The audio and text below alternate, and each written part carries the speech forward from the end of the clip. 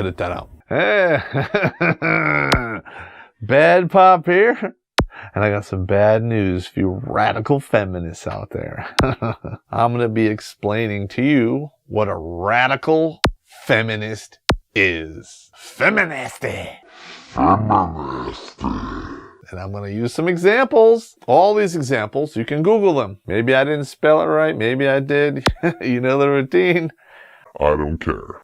So with that being said, let us begin. Yeah. Yeah, I didn't even touch on the wage gap stuff either. I did.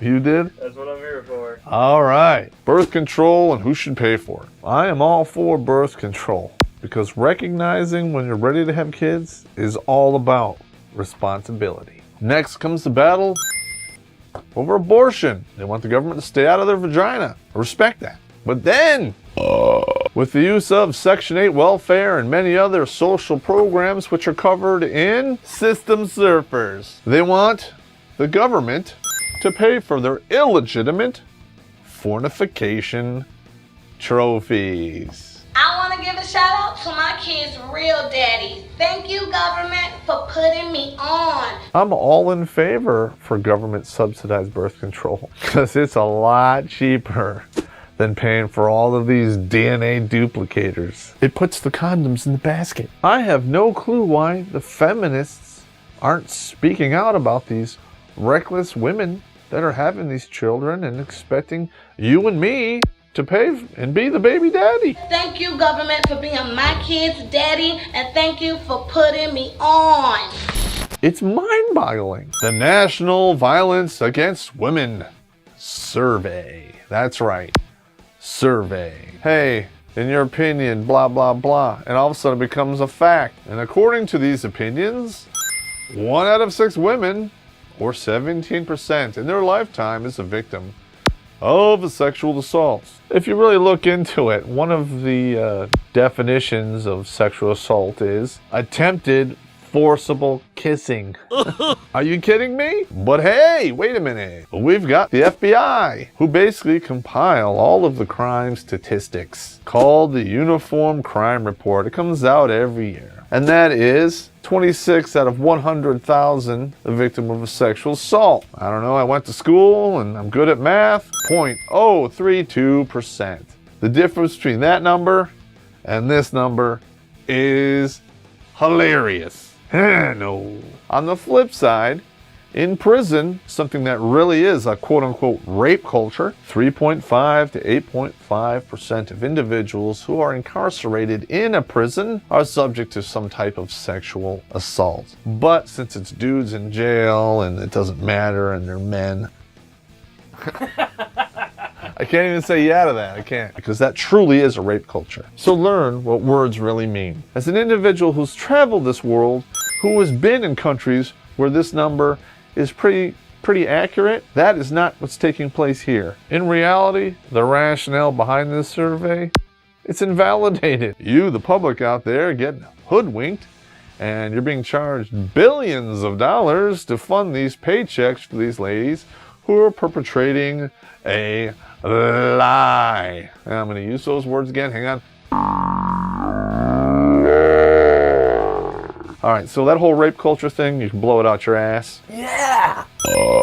Now, I'm not laughing at the fact that domestic violence is funny, but it kind of is. We're all evil, hairless monkeys, and we all do stupid stuff. Men may do it a little bit more than women. I think it's 60-40. The women don't ever get any credit for their jumping on dudes' backs and scratching their eyes out. So to think that one sex is doing all of the crime, what do we get for it? VAWA. Winning? No. Okay, now this is a very sensitive subject. We're going to talk about rape. In my opinion, rape is worse than murder. And if you're a rapist and you really are guilty, you should probably be stoned to death. Now that I've clarified that, the FBI, they've been doing rape kits based on DNA since 1989. And across the board, every year, 25% of the rape kits they get exonerate the accused. Hang on. There's more. 27% admit they were false allegations when presented with a polygraph. Now, the radical feminists out there, they acknowledge false rape accusations, but their number is 2%. They like their false rape stats like they like their milk. 2%. No. So what is that telling you? Why must you turn my office into a house of lies? But women, yeah, they don't lie. They don't steal condoms out of the trash and use them to implicate other people. Google the cases. It's happened. It's unbelievable. Patriarchy. Yeah, no. Doesn't exist anymore. If you think it does, go to Afghanistan and put on a burqa, and you'll see what it really is. And also, I don't believe these women are prosecuted, or very few of them are prosecuted. But if, a man was to do something like this, they'd nail his ass to a wall. Winning? No. Now, I know I'm going to get labeled as, a hate monger and blah, blah, blah. I'm just stating facts here. There's no hate here. Blow it out your ass. National Association of Blood Banks. 33% of the paternity tests that they do exonerate the individual that was fingered. In only 2 states in America, you can actually go back and fight a false paternity case after 24 months. Okay, the rest of them, we tackled this already. DNA getaway. Men falsely imprisoned for rape are found innocent through DNA. So with this rationale, we should keep these guys in prison because the family, needs to have somebody pay for that crime, right? Well, it's just like that. If you're not the father, you need to pay the child support because the best needs of the child. He needs to have somebody to pay the bills. Are you crazy? That right there, radical feminism. They fight any laws to reverse this tooth and nail. Who think this is all a byproduct of an evil patriarchy. Hey, in fact, if that's true, wouldn't the feminazis want these laws overturned?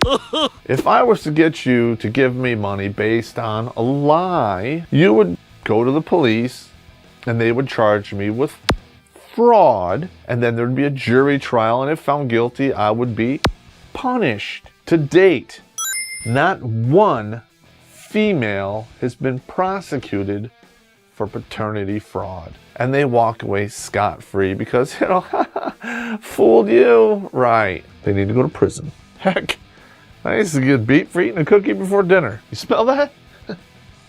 That smells like some bullshit. I'll give a feminist a good spanking. Now make me a sandwich. Women do crime. Do they do it as much as men?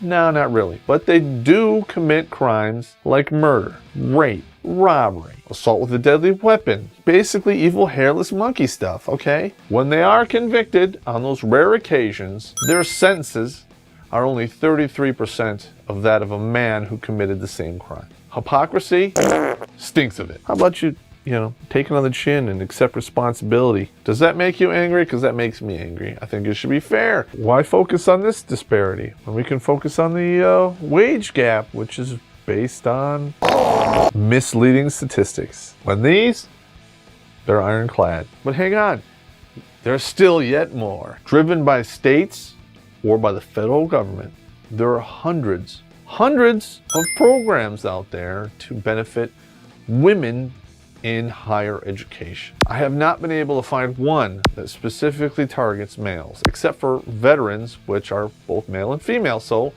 still, that puts us at 0. Because right now, I think the stat is sitting at 55% of the people graduating with a higher degree are female. Is that fair? Hell no, it's not fair, and it needs to be addressed. But hey, I'm a woman hater because I'm addressing this hypocrisy. Gonorrhea! No.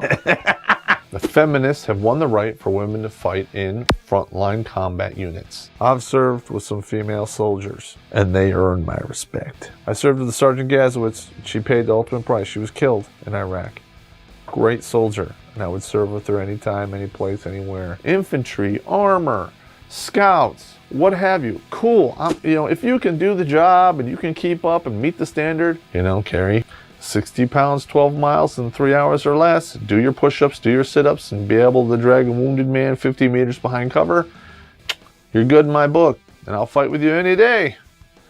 But they don't have to register for the draft. Millions upon millions of dudes just like me have been drafted put into war and marched to our deaths. The feminists have fought this tooth and nail. Like, what if she's a mother? It doesn't matter anymore. I don't care if you're the mother of 1 or the mother of 12. When you get the slip in the mail, guess what? You're gone. Because I hear over and over again, And it should be 50-50. And anything you can do, I can do better. prove it. And you get to drink deeply from the cup of expendability, just like the dudes. I hope you like that. Suck it up and suck my dick. Edit that out. Don't bite the dick that fucks you, honey. It'll be good to you. They ignore logic, even when evidence, overwhelming evidence, is put before them. It somehow becomes a patriarch, oppression.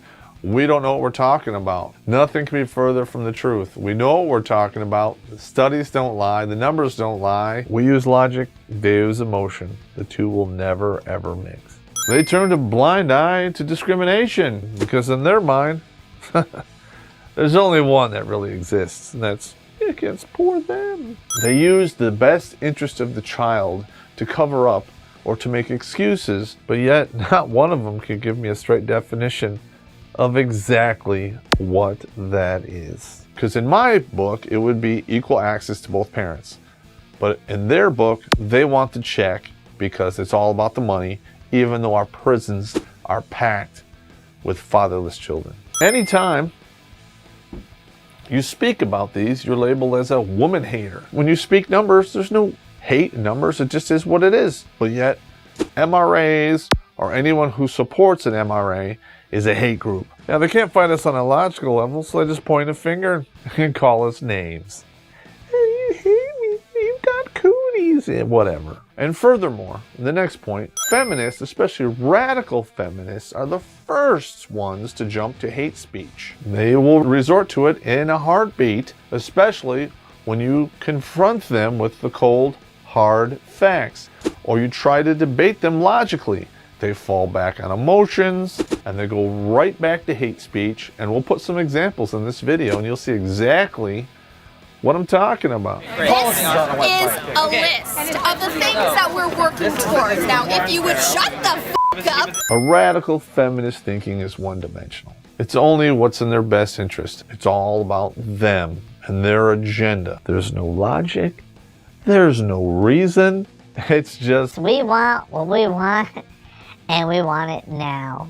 and if you oppose us, You hate us. you're not going to get your cake and eat it too, at least not for very much longer. We're starting to organize and fight back.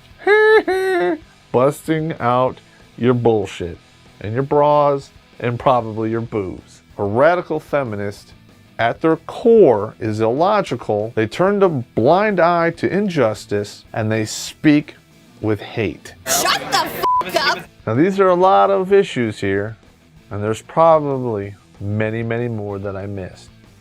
But I'm going to give a shout out to a girl who does rant, and she'll cover a lot of this better than I ever will. I'm just a dude with a beer in a basement, bashing on the radical feminists out there, because you so deserve it. And I just want to thank everyone out there for coming along with me on this trip to wash the taste of Feminasty out of my mouth.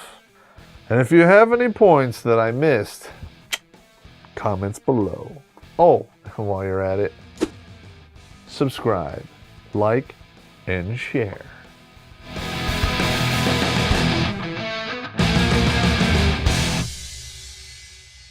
Rape. False rape applications. Yeah, I keep saying that. Yeah, false rape applications. Why do I keep saying that? No, this has to go down. Hey, false rape. You know, those accusations, 2%, just like I meant. Why do I keep messing that up? There's so many syllables. I'm drinking Guinness. It's like getting kicked in the testicles and punched in the mouth at the same time.